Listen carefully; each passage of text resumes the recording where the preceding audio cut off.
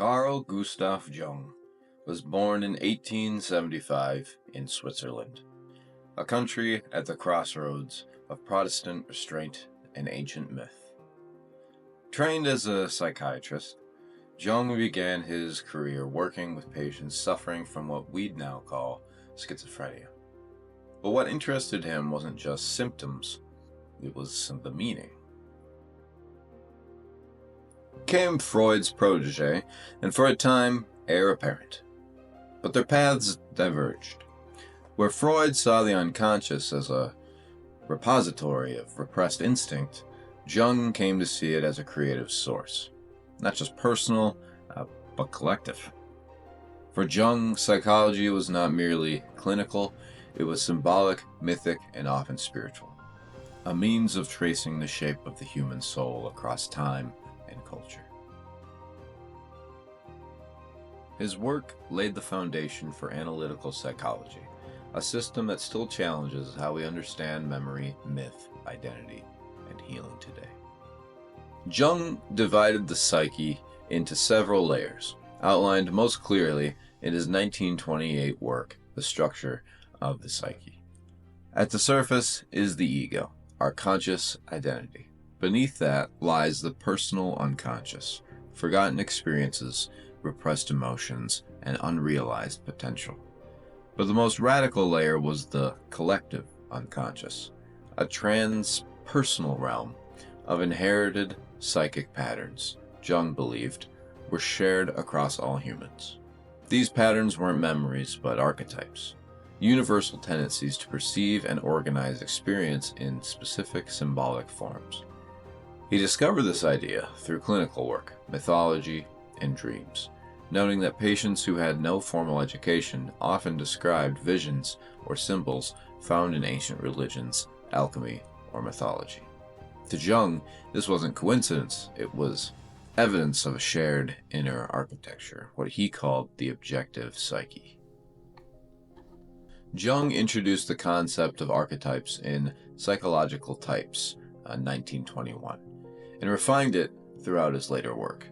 Archetypes are not literal figures, they are primordial images, organizing principles of the unconscious mind. The mother, the hero, the trickster, the wise old man. These patterns shape how we dream, how we relate, and how we construct meaning. Archetypes appear in fairy tales, myths, films, religious texts, and our own inner lives. They are both personal and impersonal, activated by experience, but rooted in a timeless psychological substrate. Jung believed we each carry different constellations of these forces. Becoming aware of them is part of what he called the process of individuation.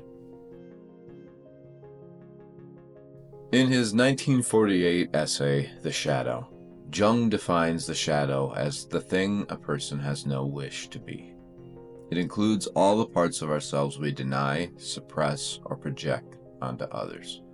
But Jung cautioned that the shadow isn't only negative. It contains creativity, vitality, and truth, qualities we were told not to express. He wrote that to confront a person with their shadow is to show them their own light. The goal isn't to destroy the shadow, but to integrate it, to bring it into consciousness.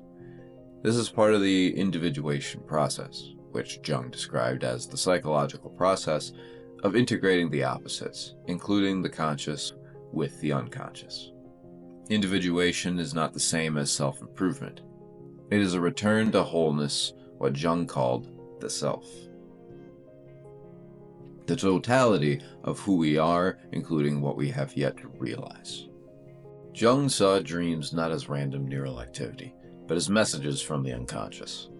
In Man and His Symbols, written in 1964, he argued that dreams reveal unconscious contents through symbolic language. Symbols, unlike signs, are multivalent. They carry layers of meaning, often contradictory. They emerge spontaneously in art, myth, religion, and psychotherapy.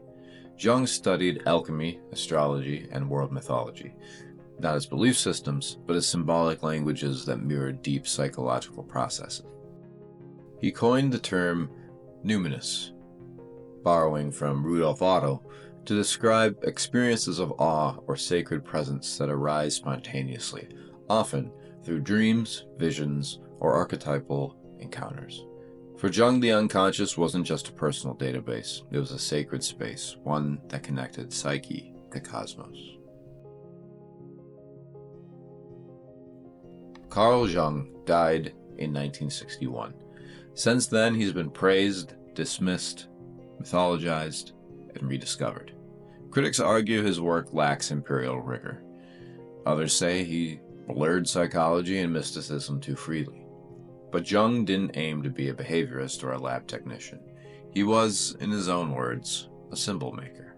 His influence today runs through literature, film, therapy, death psychology, comparative religion, and even neuroscience.